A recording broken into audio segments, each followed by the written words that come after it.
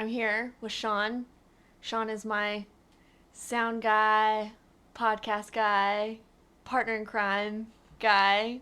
I just want everybody to know on the podcast that I this wouldn't be happening without Shaun. So I'm so happy that he's not just the man behind the scenes of everything that I'm doing and creating with love dripping from the walls, but we're actually going to have a conversation. And I'm really excited because I love one of the things that connected Shaun and I is because we're so up to similar things in the world, and we want very similar things in the world, and for people to be empowered in their sexuality and who they are, and just to have conversations that leave people, bigger, and seeing things that are possible that they didn't see possible before. So I'm super pumped, super, super pumped to have this conversation. Shaun today was like, "What are we doing today?" And I'm like, "We're talking today.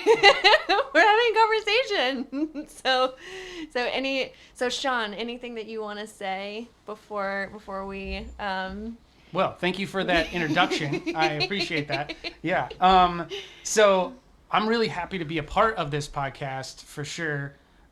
It's something that from the very beginning I knew was going to be extremely exciting, extremely worthwhile, and something to be a part of that would create just amazing, positive outcomes for people in their life that need to hear what you have to say about love. Oh. Because love is such a kind of a crucible that we walk through in life that is confusing, and there's no playbook really, and it's like experiential that you have to like figure out along the way. And it's nice to hear from people who have insight that is useful, intelligent, and heartfelt, so that we can avoid some of the mistakes and get out of life what you can in the full kind of satisfaction and fulfillment that is possible. So I appreciate you putting this together and having me on, because I think today's conversation is going to be a lot of fun. It's going to be so much fun. Yeah, it's going to be fun. Excited. Yeah, it's going to be fun. And I think it's a lot of really needed information. And again, this is just, I'm not an expert on this subject, but it's something that I feel like I have picked up a lot of insight and, just knowledge along the way, that I think that sharing it and having this kind of real, open, authentic conversation with people will, one, be entertaining, and two, I think they will, somebody will get something out of it. And I'm sure there's going to be, hopefully. And I'm sure there's going to be a lot of people being like, see, I told you, like, you need to, listen to this, and hopefully. And so we'll see. I feel like there's going to be like a bunch of hetero couples. It's just like a bunch of women just being like, see, listen to this. Oh my God, I'm sharing this with everybody. Yeah. It's going to be great. Exactly. So I guess without further ado, we will jump into the crisis. Yeah, and the crisis is I just love how you put like, hold on. We're gonna be tantalizing for like just a second longer. Yeah. Because I love that you called this the orgasm crisis. Like, that makes me so Yeah, I mean, there is. It's like serious crisis with female orgasms. It's absolutely based in science, people. So, well, but the other thing too that I wanted to speak to as well is like, like, you're not an expert on this subject, but that's kind of the point of this podcast. Absolutely. Is that it's really people's experience and observations and life. It's just like, hey, this is my life. Like, what's up? Yeah, totally. And what I don't want this to sound like is like mansplaining the female orgasm here. But like, what I want to do, right? Exactly. I'm here to mitigate the mansplaining. Yeah, exactly. So the reality is that I would love to talk to the men out there, because I don't think it's mansplaining when you're talking to men.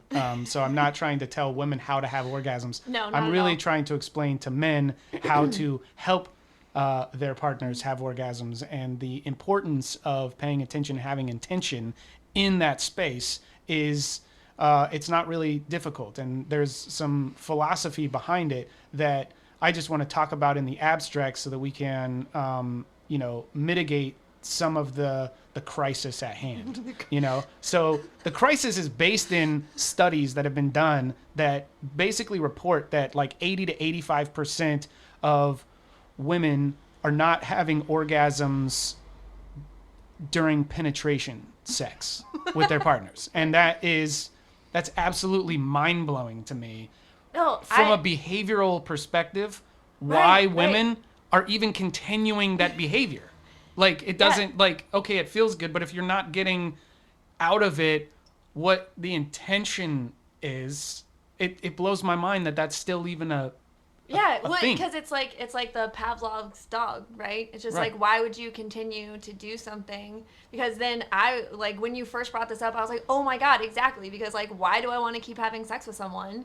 If why do I want to keep have sex with a man who is not giving me I'm not orgasming, right? Like it's like nothing's happening. It's like, okay, it feels good, but it's just like ultimately it's kind of disappointing because it's just like, okay, well, nothing happened, so that's unfortunate. Yeah, exactly. And I think that from the male perspective, if men could understand it in the sense that how frustrating it could be if you were to engage in sexual activity and then not have an orgasm at the end, like men have been like whining and crying about this and creating this like misconception of blue balls and that there's this big extreme amounts of pain in order to create this like psychological experience that no, the male orgasm is a must in every experience. Like it can't happen. And the frustration that would build and mount if the man doesn't have an orgasm, like just flip that on the other side. And say 85% of these women are not having orgasms when they're having sex.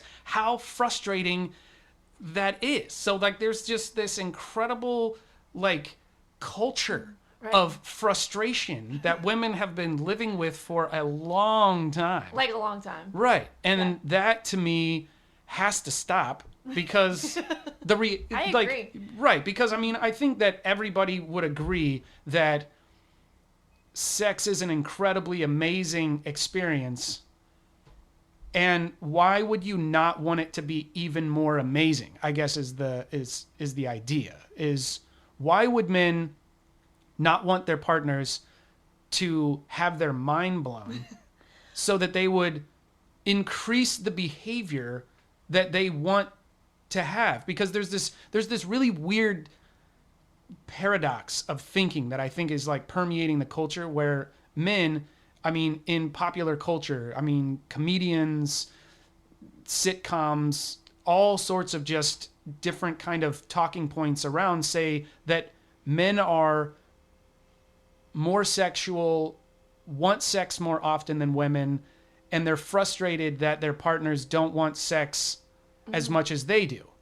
And so that would be, I would say, the definition of one side of the problem, right? In the idea, just the psychology of men, there is that one issue in the problem that they believe, the story they're telling themselves is that women don't want sex as often and that they're frustrated because they're with a partner that doesn't want sex as often. Sure. But in that same situation, yeah, exactly. 85% of the women that they're having sex with aren't having orgasms. So from a behavioral perspective, why would you want to continue doing a behavior that is incredibly frustrating? Like that, the problem seems so obvious in its solution. Yeah. It's like, why are we not having that conversation more and louder and more prevalent and putting it everywhere? Because it seems to me that from a behavioral standpoint, if you want your partner to like and want more sex, focusing on their orgasm and pleasure would be like the solution. Tantamount. Yeah, like the absolute solution. Because you brought this up the other day, and I was like, oh my God, exactly. And I literally thought of like several people where I was just like, you should call him. I should give you his number. You should call him. Be like, this is why Elizabeth didn't want to have sex with you, yo. Like, because there is the thing. It's really great that like you're a man talking about this because it's like on the other side of it where it's like if I'm a woman talking about it, it's like, hey, I want you to pleasure me more, like, which seems obvious. Like to me, I'm like, that seems like a pretty obvious thing. Like, please pleasure me more. I will have more sex with you. That seems like, the trade-off.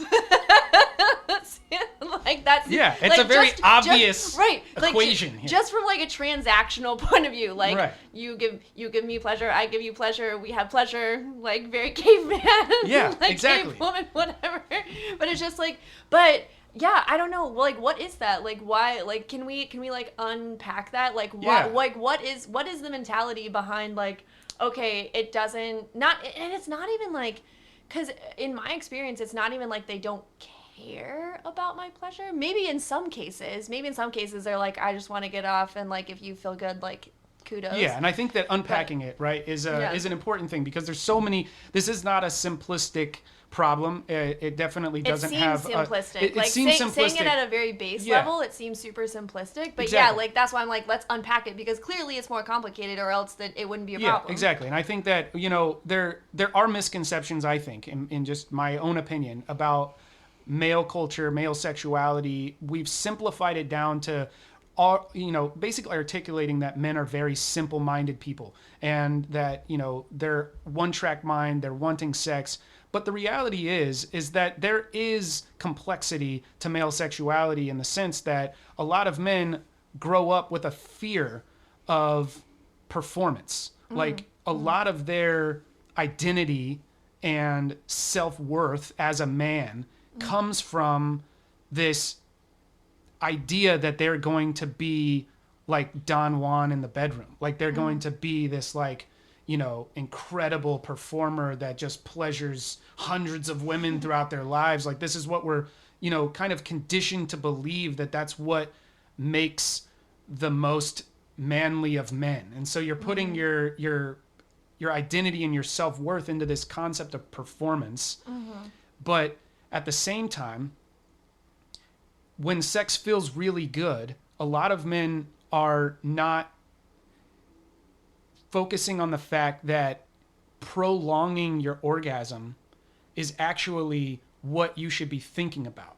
Because a lot of men are like, I want to have an orgasm and as quickly as possible, because I want to get to the payoff, and it's just amazing. And biologically, it makes sense. If we, Totally. like if you were, I watched the Discovery Channel a lot, and what you recognize in just a lot of different species in that the biological imperative to just reproduce, more often than not, it's just like hump as fast as you can until orgasm happens, and then it's done, right? And that's how babies are made, basically on the basic biological basic perspective. Biological level. Right, Yeah, totally. but then we bring it into human sexuality, and we're like, we want to prolong this experience because we can, and enjoy it, and like get the most satisfaction and fulfillment out of it.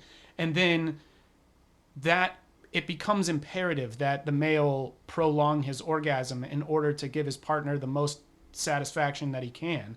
And there, I think, is where it confronts this idea of, well, prolonging orgasm means frustration and pain for the male, right? Is that concept of working into that weird conditioning of like what blue balls, and the whole concept of like, pain and frustration, and they don't want to experience it. So it's kind of like pursue pleasure, avoid pain. And so we have a story in our mind that says prolonging orgasm has pain associated with it, rather than associating the prolonged orgasm with actually intense, amazing pleasure. Because any one of us, male or female, that like pushes out the concept of like tantric sex, of like pushing out the orgasm for a while, you can experience some really incredibly amazing orgasms by just trying to prolong it. And so if we were to help men understand that prolonging orgasm and increasing your stamina is one piece of this equation of like helping you be better in bed, so on the, for the satisfaction of your partner. So why wouldn't, if that's where you come from, right? Like, so why wouldn't men, I guess I'm not saying that, because I don't have the male parts, maybe, I don't know, or I wasn't like conditioned, obviously, like I wasn't conditioned like as a man growing up, but why wouldn't you do that? Like, why wouldn't you prolong an orgasm? Like, if you're gonna pleasure your partner more, and the orgasm is gonna be better, then why wouldn't you prolong that? And does it hurt? Like I don't know. Like, well, you guys speak to me. Like, I've been having sex with men for a long time, and I'll admit I don't know a whole ton about like prolonging male orgasms. Like that's not something that I've ever experienced like with a partner. Like I've had partners that can like last longer or whatever, but it's never been a conversation of like this whole like tantric like prolonging orgasm and building on the pleasure or anything like that. Maybe I'm having sex with the wrong people. Well, well, maybe. But yeah. Since I'm not having sex with any of them anymore, and I guess that answers that question. No, but I think that's an interesting point because when it comes to prolonging, like why don't men do that more? Is that kind of the question? Yeah, like why wouldn't you do it? Because you kind of made this connection between the prolonging orgasm, but like also the fear of like this whole blue balls thing. Yeah. But I guess maybe I'm misunderstanding blue, because I thought blue balls was like not necessary, is like when you're going to orgasm but then you don't, right? Because then it hurts.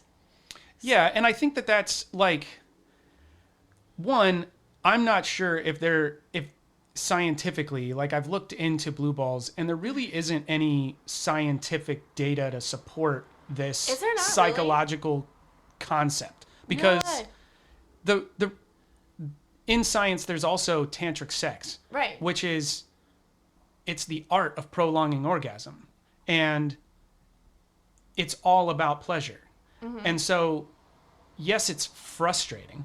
So we have to separate the concept between actual physical pain in the testicles versus like a psychological pain of like just dealing with frustration, and the concept of and the concept of like when you're building up and all these hormones and endorphins and everything are releasing during sex, to stop that without the like payoff of orgasm is incredibly frustrating, as women know. More so than men. It's almost like sad, like not just sad, like it's sad that it happens, and it's also like I experience sadness. Right, and I think that if we were to really unpack this, and again, this is only based in my opinion and kind of assumptions here, so they could be completely off. But the reality that I see is this gets so complex because really at the heart of this issue is the oppression of female sexuality, and the like, whether it's through a conscious oppression, which is present, but there's also kind of an unconscious, just like it doesn't matter, right? Like an apathy to it. Like it's like it's not really important to even investigate or explore. And then there's also the conscious oppression of it, because I think that there is a really true sense of almost envy that builds up from the fact that women can have multiple orgasms, can experience sex in such an incredibly different way than men can, because men get one orgasm and then have the refractory period maybe, and get like, just depleted from the desire to continue having sex for a certain period of time as that builds back up, where women can just grow and grow and grow and grow and grow and grow, and it just creates this massive sexual experience that they get to have that can be like just electrifying in ways that, like, just watching my partner experience multiple orgasms is like, I've never experienced sex that way. Like, as incredible as the experiences have been, I have never had sex the way that women can experience it. And that to me, I think, is at a part of it. It's a part of the fact that, one, there's been a systemic kind of ignorance around female sexuality, whether that's been consciously oppressing it or just willful ignorance and just not even thinking it's important. And so that's a lot to unpack there. And so, but I think that is at the heart of why the statistic is so high that women aren't having orgasms, because a female orgasm hasn't been important. It's not even required to have a child.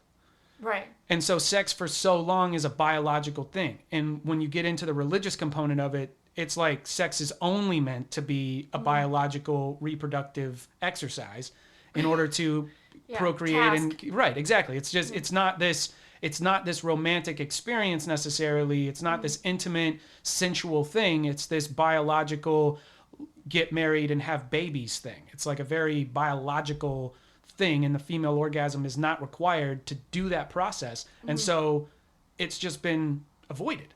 And so, there's been people throughout, at least recent history, like I think Kinsey was like a scientist that really dove into the female orgasm and really dove into sexuality and was very controversial. And I was gonna say, and that wasn't that long ago. Yeah. And so there's obvious history of like willful ignorance as well as conscious oppression of just even exploring what that is. And so, one, men are not giving pleasure in bed because they haven't been taught, one. So they're ignorant of like even how to do it, which that kind of brings up an insecurity. Would make sense. Yeah, but that would make sense that like you're not taught how to do it. Like you're supposed to just like you're just supposed to know. Like it's just supposed to be inherent. Like in conversations that I've had with you and conversations that I've had with other men, that you're just supposed to know. You're just supposed to be this performer.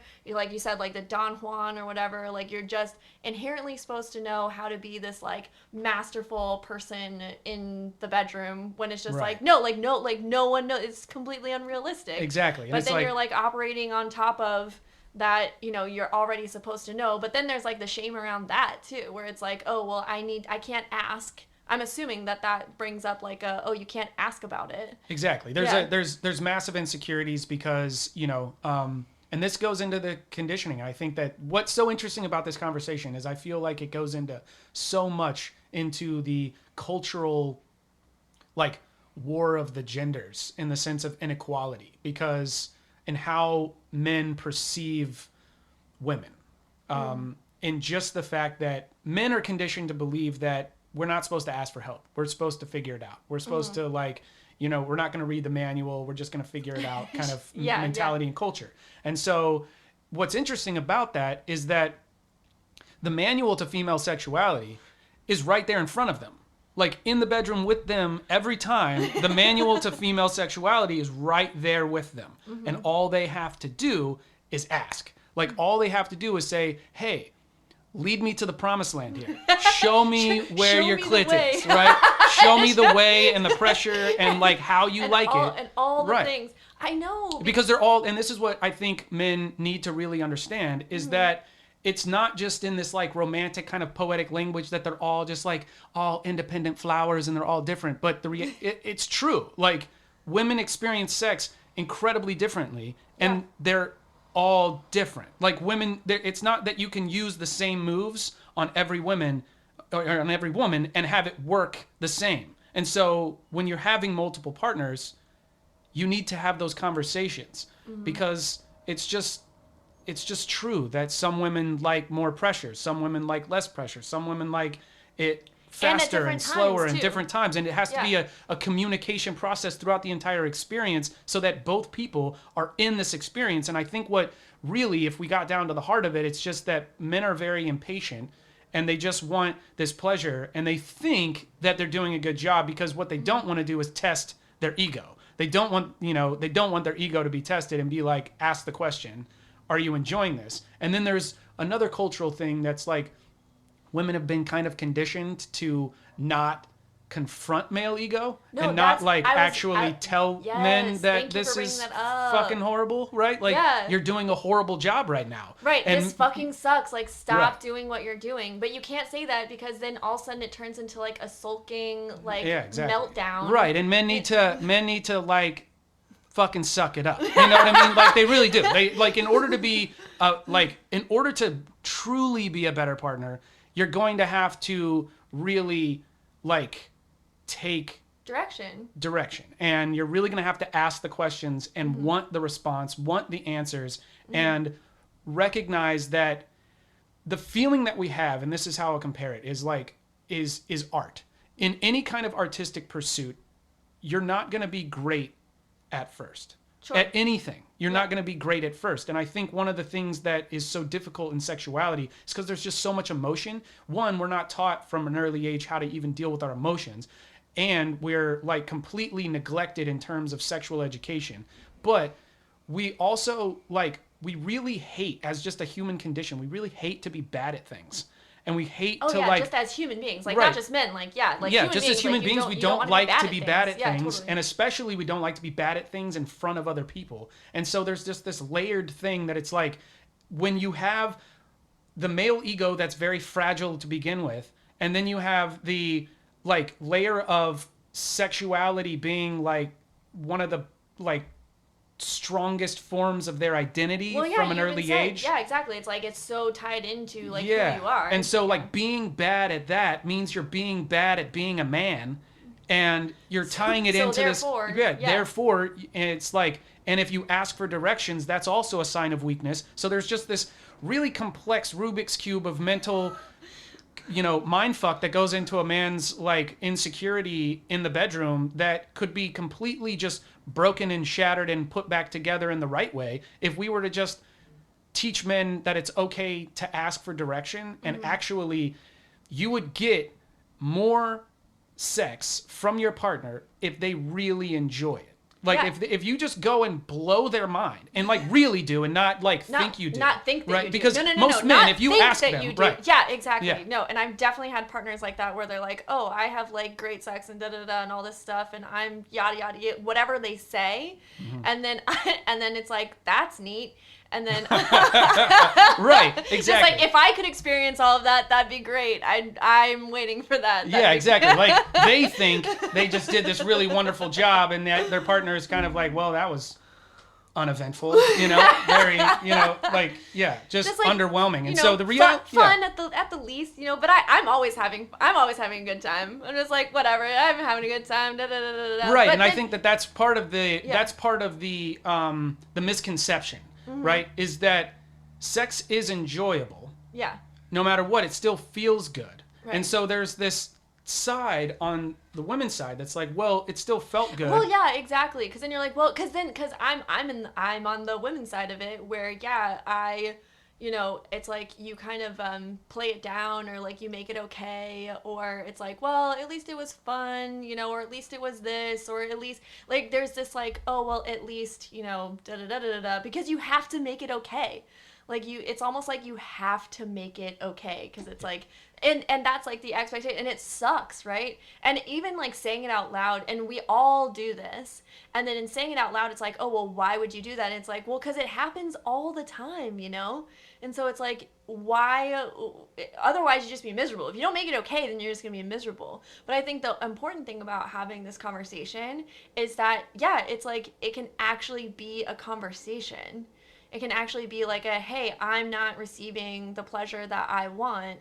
And then on my part, and it also takes something for a woman to say that, to actually say, hey, it's not fulfilling for me. And not in like and I think that, and then, okay, because then I go straight back into, I'm like catching myself, like I go straight back into like, oh, well, you can't say that, you can't say this, you can't say that, like, because I've been conditioned, like, yeah, you have to dance around the male ego, and you have to make sure that it's okay, and like you have to sugarcoat things, and you have to soften the blow, and you have to da-da-da, or just not say anything at all. Like, it's just like, sometimes it gets to a point, like, I've been in relationships where it's just like, it gets to a point where it's like, it's not worth it. Like, it's not worth, like, having that conversation because of the fallout that's going to happen, because of whatever, because it's not going to amount to anything anyway. Like, they're just going to get defensive and not do anything about what you say. So then you've caused an upset, caused an argument, and nothing has been solved. Right. And so then all of a sudden it's just like, well, I'm just not going to say anything. Yeah, and I think that's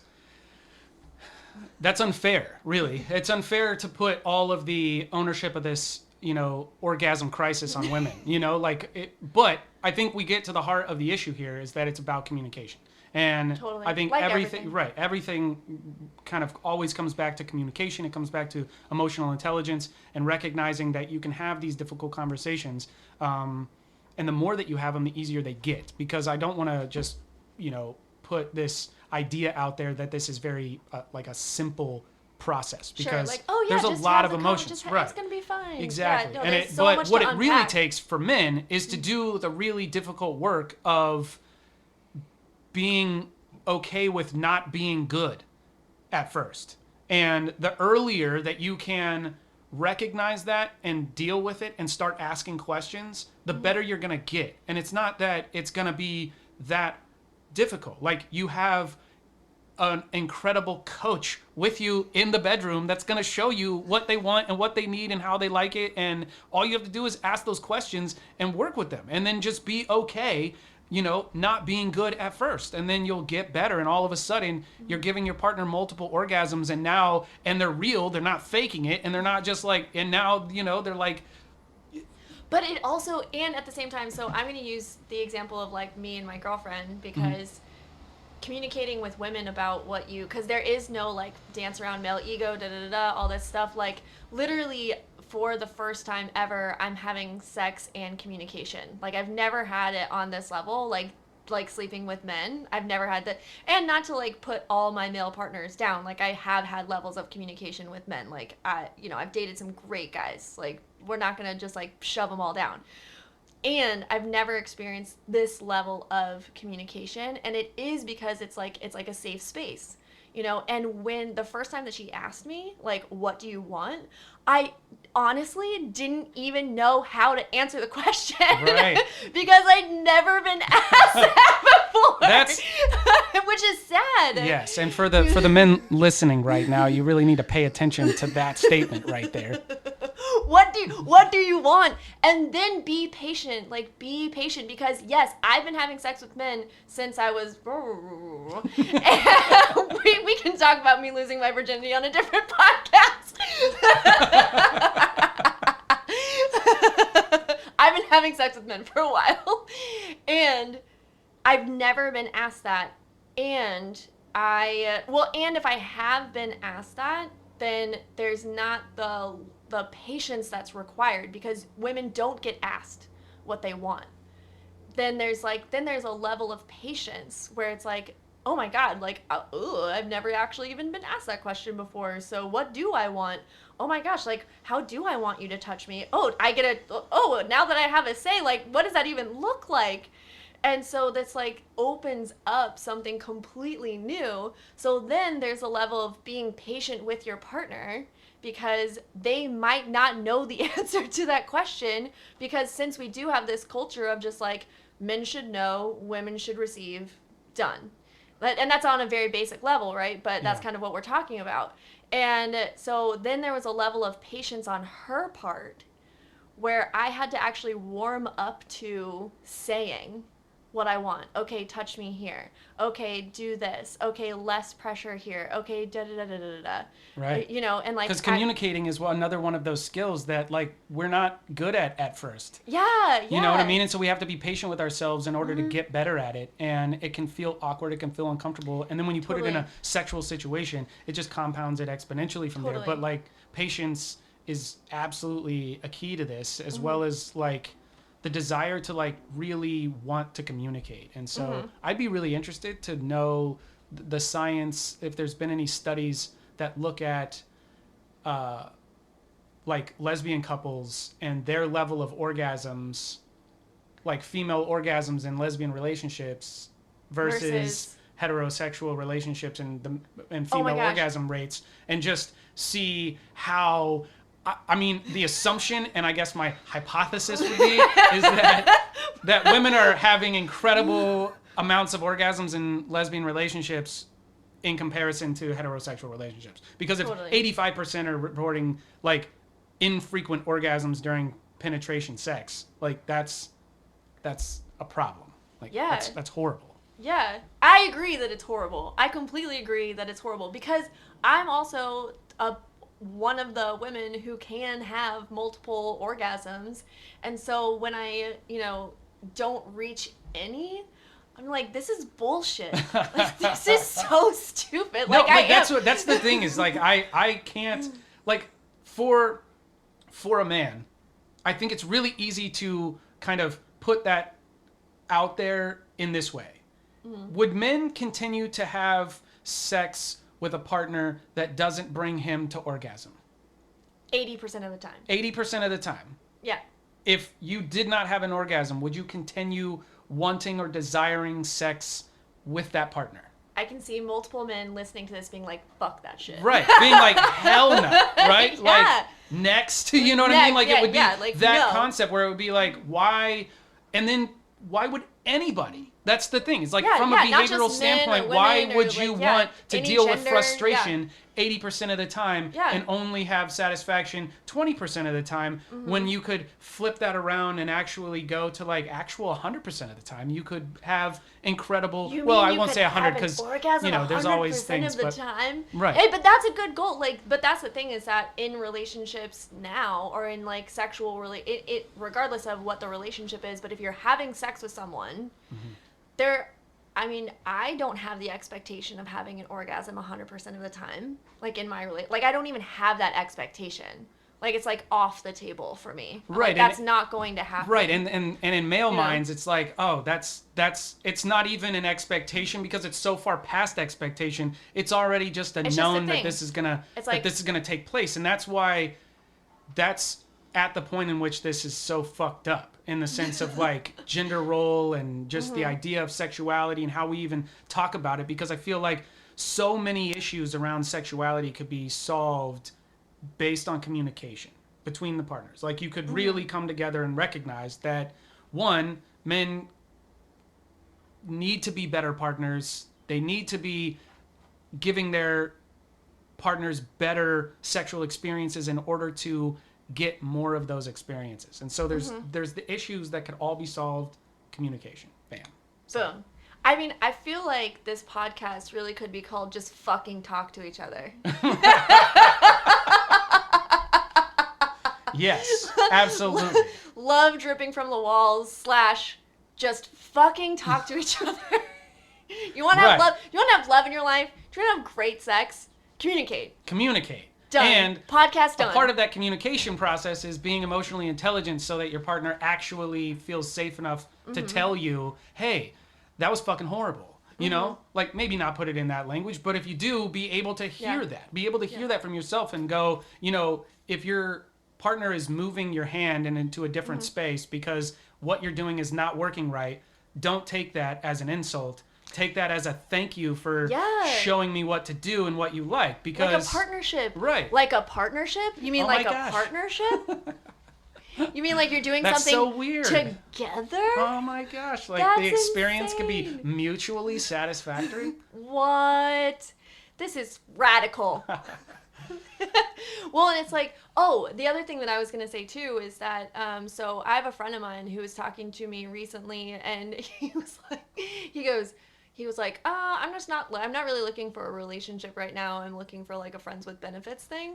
And so we were talking about, you know, how do you have conversations with people where you're like, I just want to be friends and I also want to fuck, like, you know, because it's normal to have the conversation where it's just like, oh, well, maybe we'll date and da-da-da. He's like, I don't want to date anybody. He's like, but I do want to continue having sex. That would be great. Yeah, I mean, that's of course the utopian dream is, you know, like, but the reality of it is that I personally, I think that from my perspective, dating and having casual sex, the satisfaction level, I would be interested to see what other people thought of the satisfaction level between being in a partnership where you can communicate effectively over a long term and grow and learn each other, rather than thinking you're going to get this satisfaction from a very fleeting amount of intimacy and connection. Because when a lot of people say, oh, I just want to fuck and I don't want the intimacy, I don't want to date, what that scares me about in sexuality is that what you want is to not learn real sexuality. See, like but what you that's- want to do is go out and continue to give women horrible experiences in bed because you think you're Don Juan going out there and sleeping with tons of women, That but could you're be not the actually, case. you're just leaving in the wake tons of women who didn't have orgasms, and like, because it takes communication. And I'm curious if there is in that world of like, you know, casual fleeting sex, if there's great communication or if it's just Like, but you could practice. But that was my point, was with this guy specifically, because I agree with you. I agree that like some people go out and they're like, okay, I just want to have sex and I don't want to connect with people and I just want to like get my rocks off, like whatever. I mean, there's tons of people. I know tons of people like that, right? But why I was bringing up this person specifically is because one of the things that he told me in our communication as friends, and he also works in health and wellness as well, and so we kind of give each other feedback on what we're up to and what we do. And he said, he goes, when I get critique, he's like, I want to be critiqued. He's like, I want to be critiqued. I want feedback. And he's like, and when I receive critique and feedback, sometimes I'm going to be a little butthurt about it. Like, sometimes I'm going to have to, like, step away, like, deal with myself and, like, and sulk a little bit and then come back to the conversation. He's like, but he's communicating this to me to be responsible for, like, he wants my feedback and sometimes he might react to it.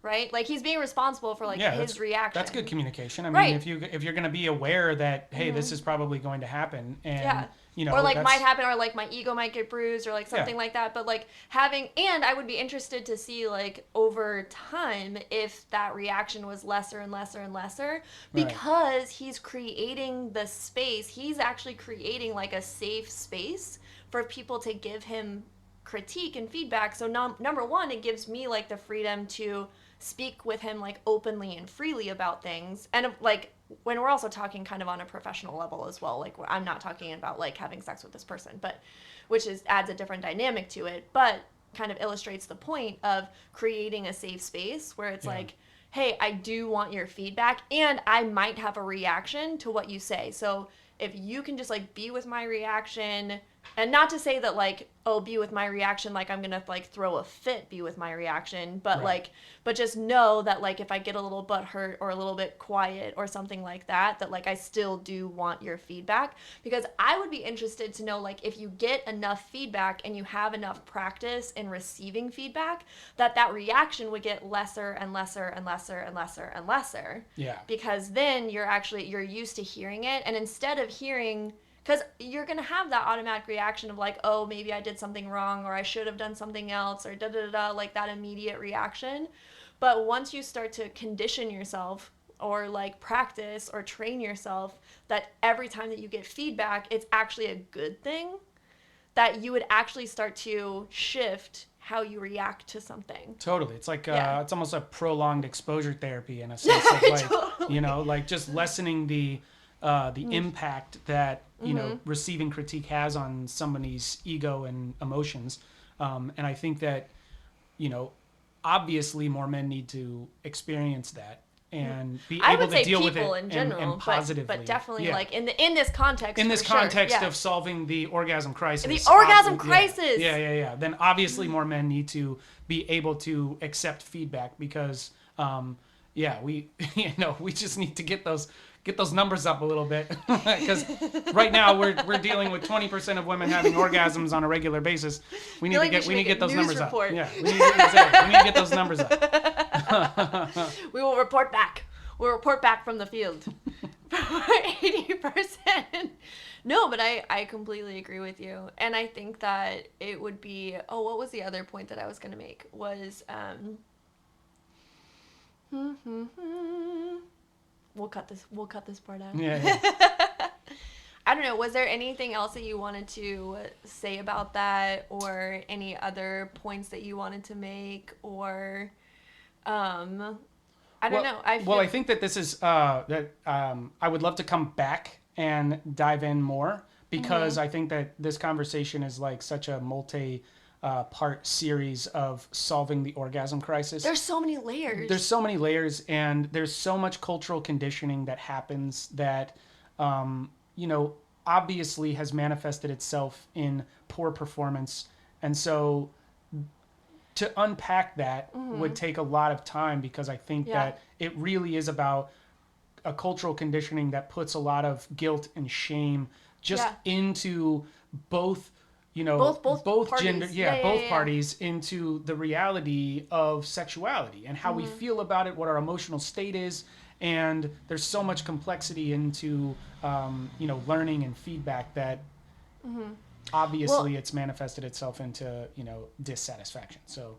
Yeah, and there's so much, what I hear in this too, and what, would be cool to come back to and talk about, and also to like have other people's feedback on too, because there's so much intersectionality inside of this too. Yeah. So it's just like, and how does this show up in when men have sex with men? Like, how does that show? Like, I don't have any, obviously I'm not a man, and I'm not a man who has sex with men, so like I don't know how that shows up inside of those relationships, but that has to show up there too. Right. Because it's just like you're a man who's grown up in this culture, who's like, been conditioned to perform, and now you're having sex with other men. Like, what does that look like in those relationships? That brings up a really interesting point in the sense when we remove biology, the biological component from sex of like procreating and actually having kids as the reason we are having sex. When we remove that and we go into men having sex with men or women having sex with women, or non-binary folks, or right. When we remove the concept of having a baby, right. Does satisfaction increase? That's an interesting question in the sense that, like, my assumption is that when men have sex with men, orgasms are incredibly important to both parties. Sure. And when women have sex with women, orgasms are incredibly important to both parties. Yeah. So why in the heteronormative sexual experience does it seem that orgasms are only important to one party? Mm-hmm. And that's an interesting question from just a biological perspective, if there is a correlation or an intersection there of that conditioning process around sex. Right. And I'd be interested too to see how that plays out with like non-binary people, and just like any time that you're having sex where there isn't like the when you're not a breeder. Right, exactly. When there's not possibility exactly. Because it's like my experience in having sex with women is that there's so much more freedom, there's like communication. I was explaining this, I'm pretty sure I've told this to you, it's just like having sex with men is like solid. Like, like it's like a solid thing that you can like hold on to, like not just like physically their bodies, but just like the experience is very like tactile. Right. Where it's just like, I know exactly what I'm gonna get. This is what the experience is. Like it's a package. And like having sex with women is like this ethereal, like mystical universe, fairy, like I just see stardust. Like that's my experience of having sex with women is like stardust and like magical, and there's like no edges, and it's like ever expanding and just like ultimate possibilities and like all of this stuff. And I actually had this conversation with a woman who I had some sexual experiences with, but with men as well. Like it wasn't just the two of us, and she'd never had sex with like just women. And so I was like explaining this experience of like having sex with like just women, and she messaged me probably like a month ago. This is why I love talking about sex, because then people message you with their amazing sexual experiences. They're like, Elizabeth, I have to tell you about this experience that I had. And I'm like, yes, give it to me. That's awesome. She like messaged me, and she's like, Elizabeth, I totally get it. It's completely magical. But it's like, and that's what's possible when having sex with women. And I think that for men who are having sex with women to know that like what's possible is this like magical fairy tale, like sparkly stardust experience.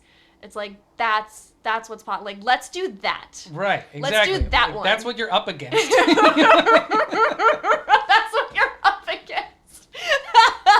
Right, I mean, listen to that. It's like, she's telling you that sex with women is magical fairy stardust, and 20% of the time having sex with men achieve orgasm. Like, it's true. Like it and I think that could, obviously that could improve, so and people could really get satisfaction. Yeah. So what are some of the solutions? What are some of the like the solutions or like things? So one of the things that we've come up with, because what I want to leave on the podcast is like like, not that people are just aware, but there's actually like, okay, like, what can I do about that? Okay, like, if there's a man listening to this podcast and he's like, I want my, female partner to have a magical fairy stardust experience. It's like, okay, so we've left you with communication. So Yeah. asking your partner what they want. Yeah, being patient. I would say men need to pop the bubble and the myth in their mind that women don't want to have sex as much as they do.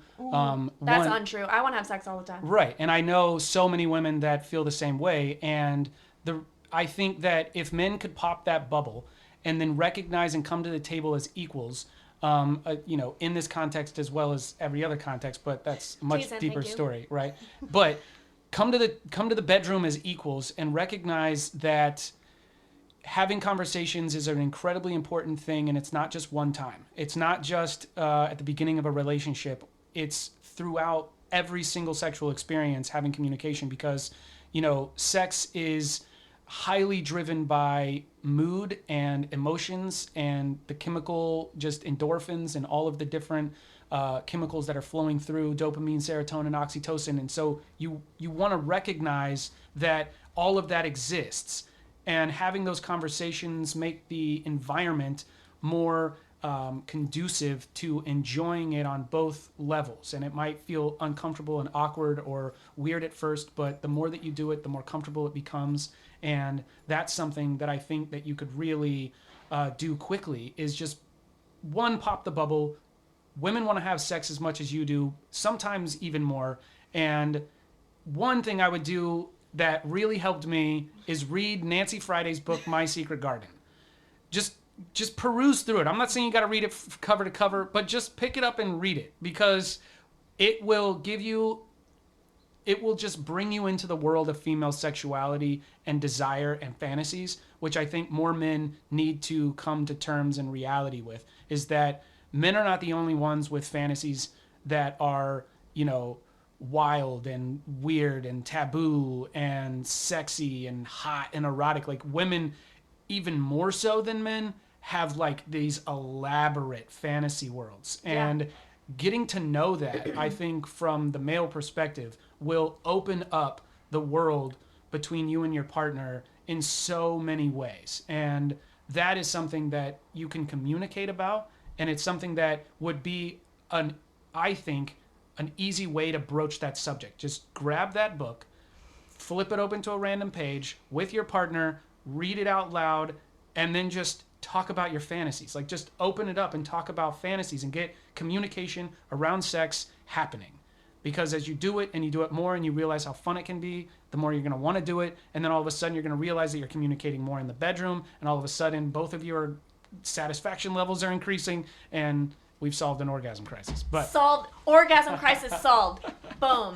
And the other thing too is that, like, once you have, because sex can be a really foundational part of, it can really like make or break a relationship. Absolutely. And it can put so much strain on a relationship too. Right, and it does. Yeah. And that's the thing, is that I think communication in, even in the most successful relationships, communication, there will always be strains, and sexuality is something that we desire most. If at the basic level, Maslow put it on our basic foundational needs, sex is one of those things. And if we're just ignorantly ignoring it or willfully ignoring it, we are doing our relationships a disservice and ourselves a disservice, because we could be living a much more fulfilled and enjoyable life.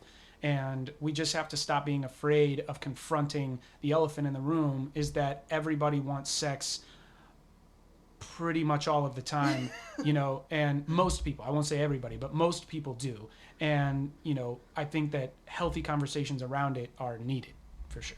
Yeah, definitely. And inside of having healthy sexual conversations, that I think that the surprising effect of having healthy sexual conversations is that it permeates your entire relationship. Right. It's like, now all of a sudden it's like things that were uncomfortable to talk about before are now not uncomfortable to talk, or like you can have it be uncomfortable and still talk about it. Correct. Right? Yeah. Like, even though it is uncomfortable, you can still have the conversation, like, and not just in sex, but in like other areas of your relationship and other things. It's like when you start to build a safe space in that in that sacred space of your relationship, and it becomes safer and safer and safer for both of you, that it can just expand into, you know, more love in your life. What? Crazy. That's insane. Somebody should make a podcast about that. Oh my gosh. Well, thank you so much, Shaun. And we'll have to continue to expand and grow upon this conversation. Awesome. And we'll keep, I mean, obviously we'll keep talking about it, but we'll keep talking about it with microphones and stuff too. Fantastic. Yeah. No, thank you so much for having me be a part of this podcast. And this has been such an incredibly amazing conversation. I hope people get a lot out of it. And I know I did. So thank you. Yeah. Awesome. Thank you. All right. Thanks, guys. And all right, guys, gals, and other folks. Guys, gals, and other folks. Thank you. I need to think of a tagline. Thank you, guys, gals, and other folks.